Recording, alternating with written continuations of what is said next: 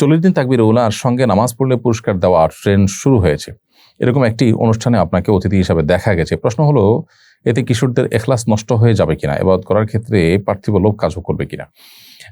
ছোট বাচ্চাদেরকে বা কিশোরদেরকে বা বিভিন্ন বয়সের মানুষকে উৎসাহ দেওয়ার জন্য পুরস্কার দেওয়া এটা দোষণীয় নয়।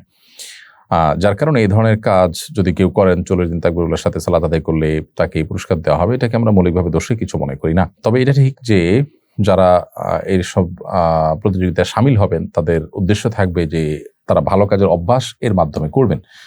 আল্লাহ তাআলা বলেছেন, ফাস্তাবিকুল খায়রাত, তোমরা ভালো কাজে একে অন্যের সাথে প্রতিযোগিতায় অবতীর্ণ হয়। এই যে প্রতিযোগিতা অবতীর্ণ হতে বলা হয়েছে, প্রতিযোগিতা অবতীর্ণ হলে সেটি দৃশ্যমান হতে পারে। দৃশ্যমান প্রতিযোগিতা হলে সেখানে এখলাস চলে যাওয়ার প্রসঙ্গ আসতে পারতো, কিন্তু তারপর আল্লাহ তাআলা প্রতিযোগিতা অবতীর্ণ হতে বলেছেন। বিধায় মৌলিকভাবে প্রতিযোগিতা অবতীর্ণ হওয়া যেহেতু ভালো কিছু, বিধায় এটাকে আমরা খারাপ কিছু মনে করছি না। পাশাপাশি পুরস্কার দেওয়ার যে বিষয়টি বলেছেন, যে পুরস্কার দেওয়া এটা উৎসাহ দেওয়ার জন্য, যে কোনো ভালো কাজের জন্য পুরস্কার দেওয়া যেতে পারে, উৎসাহ দেওয়া যেতে পারে, এবং এই মর্মে সাহাবীদের বহু আমল রয়েছে। বিধায় এটাকে আমরা কোনো বিদআত মনে করছি না, অথবা এটা ইখলাস নষ্ট হবে নিশ্চিত এমনটি বলার কোনো কারণ নেই। তবে এটা ঠিক যে অনেকে আছেন যে এই টাকার জন্যই সেটি করবেন, তো তাহলে তার তো ইখলাস নষ্ট হবে। কিন্তু এটা ঠিক যে এগুলোর মাধ্যমে মানুষের অভ্যাস পরিবর্তন হয় এবং একটা ভালো অভ্যাস মানুষের মধ্যে চালু হয়, সেই জন্য এই কাজগুলো করা, এবং সেটাকে আমরা দোষণীয় মনে করি না।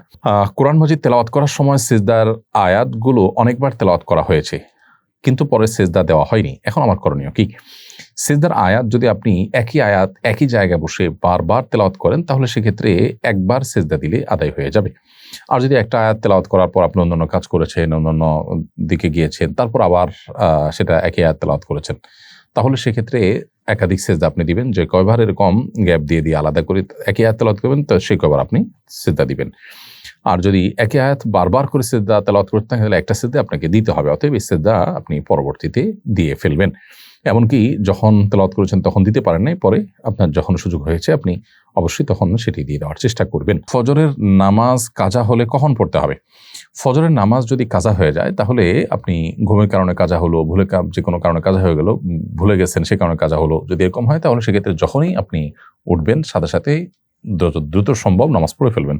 আর যদি আপনি এমন সময় উঠেন যখন সূর্য জাস্ট উদিত হচ্ছে, তাহলে অপেক্ষা করবেন সূর্য উদয় হওয়ার 20 মিনিট পর আপনি নামাজ পড়বেন।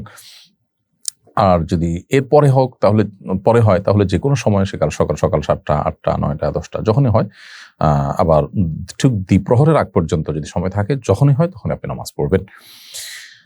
কারণ হাদিসে বর্ণিত হয়েছে, মান নামা আন সালাতিন আও নাসিহা ফালিউসাল্লিহা ইযা যাকারাহা, যদি কারোর নামাজ ঘুমের কারণে বা ভুলে যাওয়ার কারণে ছুটে যায়, তাহলে তিনি যখন স্মরণ হবে তখন তিনি সালাতটি আদায় করবেন। এবং নবী করিম সাল্লাল্লাহু আলাইহি ওয়াসাল্লামের একবার ফজরের সালাত মিস হয়ে গিয়েছিল জামাত সহকারে, অর্থাৎ দলবদ্ধভাবে সবার। তখন নবী করিম সাল্লাল্লাহু আলাইহি ওয়াসাল্লাম সূর্যের আলোর আঁচ গায়ে লাগার পর তারা যখন সফর থেকে ফিরছিলেন, কোনো এক জায়গায় তাঁবু গেড়েছিলেন এবং তার সঙ্গে থাকা সকল সহযাত্রীরা তারা বিশ্রাম করছিলেন। সারাদিনের ক্লান্ত, যুদ্ধের ময়দান থেকে ফিরেছেন, আবার এদিকে সফর করেছেন। এই ক্লান্তির কারণে ঘুম এত ভার হয়েছে যে ফজর নামাজের ওয়াক্ত পার হওয়ার পর, সূর্য ওঠার পর তারা ঘুম থেকে উঠেছেন। তখন তারা আজান দিয়ে জামাতের সাথে নামাজ পড়েছেন। এই জন্য নামাজ কাজা হয়ে গেলে যখনই উঠবেন তখনই পড়ে ফেলবেন, কিন্তু এটা যেন নিয়মিত না হয়। এটা জীবনে একবার দুইবার কালে ভদ্র এটা হতে পারে। এরপরের প্রশ্ন হলো, মাঝে মাঝে সালাতে সূরা ফাতিহা পাঠ করার পর প্রথম ও দ্বিতীয় উভয় রাকাতেই একই সূরা পাঠ করে ফেলি, পরে বুঝতে পারি যে একই সূরা পাঠ করেছি, আমাদের অবস্থা করণীয় কি? এটা অনেকেরই হয় যে আমরা সালাত আদায় করার সময়, নামাজের সময় প্রথম রাকাতে সূরা ফাতিহার পরে যে সূরা মিলিয়েছি, দ্বিতীয় রাকাতে সূরা ফাতিহার পরে একই সূরা মিলিয়েছি, তো এটাতে নামাজ হয়ে যাবে, কোনো অসুবিধা নেই, নামাজ আদায় হয়ে যাবে এবং এর কারণে আপনার কোনো গুনাহ হবে না।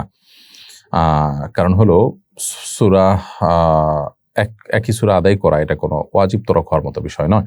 তবে এটা অবশ্যই ইচ্ছাকৃতভাবে করা অনুত্তম, কারণ নবী করিম সাল্লাল্লাহু আলাইহি ওয়াসাল্লাম এটি করতেন না। তিনি প্রথম রাকাতে যে সূরা বা কেরাত পাঠ করতেন, দ্বিতীয় রাকাতে তার চাইতে ছোট এবং ক্ষুদ্র সূরা পাঠ করতেন, অর্থাৎ ভিন্ন সূরা পাঠ করতেন। এটাই তার সুন্নাহ। বিধায় এটা ইচ্ছাকৃত করা অনুচিত হবে, করলে অনুত্তম হবে, সুন্নাহর খেলাফ হবে, আর ভুলে হয়ে গেলে নামাজ হয়ে যাবে, কোনো অসুবিধা নেই।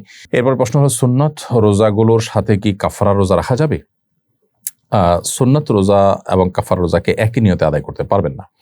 আপনি কসমের কাফারা বা এই জাতীয় কোনো কাফারা বা ওয়াজিব রোজাকে সুন্নত বা নফল রোজার সাথে এক রোজাতে দুইটা নিয়ত করলেন, দুইটাকে ইনক্লুড করলেন, এটা জায়েজ হবে না। দুইটা সুন্নত বা দুইটা নফল নিয়তকে একসাথে ইনক্লুড আপনি করতে পারেন।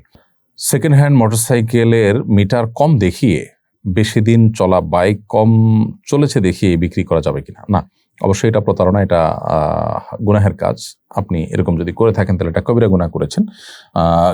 ক্রয় বিক্রয় হয়ে যাবে, কিন্তু আপনি কবিরা গুনাহ করার কারণে মানুষের হক নষ্ট করেছেন, ভয়ঙ্কর একটি অপরাধ হয়েছে, কবিরা গুনাহ হয়েছে। বিধায় আল্লাহ সুবহানাহু ওয়া তাআলার কাছে এর জন্য তওবা করতে হবে।